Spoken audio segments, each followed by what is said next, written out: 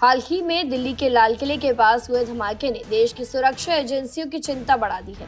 लेकिन जांच में सामने आया है कि यह धमाका सिर्फ एक ट्रेलर था। पाकिस्तान स्थित आतंकी संगठन जैश ए मोहम्मद ने भारत के खिलाफ फिदायीन हमला करने की योजना पहले ही तैयार कर ली थी। एजेंसियों को पता चला है कि इस साल ही जैश ने फिदायीन हमले का ब्लूप्रिंट तैयार किया था।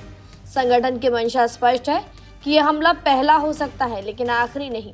इसके साथ ही जांच एजेंसियों ने एक और चौंकाने वाली जानकारी हासिल की है। सूत्रों के मुताबिक जैश ए मोहम्मद ने डिजिटल कोर्स लॉन्च किया है।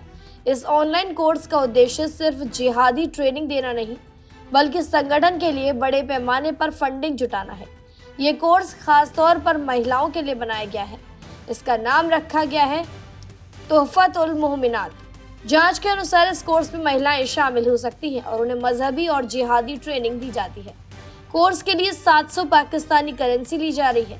ये डिजिटल प्लेटफॉर्म जैसे व्हाट्सएप, फेसबुक, यूट्यूब और टेलीग्राम मदरसों की तरह काम कर रहे हैं। जैश के टॉप कमांडरों के महिला रिश्तेदार इस कोर्स की जिम्मेदारी संभाल रही हैं। इसमें मसूद अजहर की बहनें सादिया अजहर, समीरा अजहर और शिया अजहर शामिल हैं।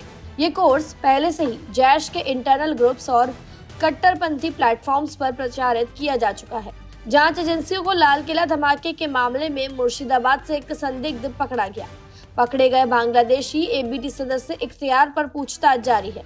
सूत्रों के मुताबिक जांच का फोकस भारत बांग्लादेश के सीमावर्ती जिलों मालदा और मुर्शिदाबाद पर है। एजेंसियों को जानकारी मिली है कि कुछ कट्टरपंथी ग्रुप वीडियो कॉन्फ्रेंसिंग के जरिए लश्कर ए तैयबा के संपर्क में है। पकड़ा गया संदिग्ध इन साजिशों में सीधे तौर पर शामिल हो सकता है। जांच में ये भी सामने आया है कि बांग्लादेशी सरकारी अधिकारी भी इस नेटवर्क से जुड़े हुए थे। 5 दिन पहले एजेंसियों को पता चला है कि बांग्लादेश के कट्टरपंथी संगठनों और लश्कर ए तैयबा के बीच ऑनलाइन मीटिंग हुई थी। इस मीटिंग में एलईटी के टॉप कमांडर सैफुल्लाह सैफ और बांग्लादेश के सरकारी अधिकारी शामिल थे। सूत्रों का कहना है कि पकड़ा गया संदिग्ध इख्तियार बड़े नेटवर्क का हिस्सा है।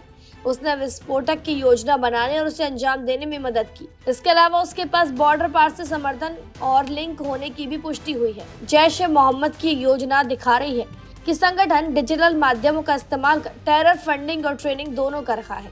एजेंसियों की नजर डिजिटल प्लेटफॉर्म्स पर पूरी तरीके से बनी हुई है। दिल्ली धमाका, इसके पहले की तैयारी और जैश के डिजिटल कोर्स ने स्पष्ट कर दिया है कि भारत के खिलाफ कट्टरपंथी संगठन अब नए और डिजिटल तरीकों से फिदायीन हमले की तैयारी कर रहे हैं। एजेंसियां इस नेटवर्क को पूरी तरह से भंग करने और देश की सुरक्षा सुनिश्चित करने के लिए लगातार काम कर रही हैं। जी हाँ, ये मामला सिर्फ फिजिकल ही नहीं बल्कि डिजिटल मोर्चे पर भी उतना ही महत्वपूर्ण है।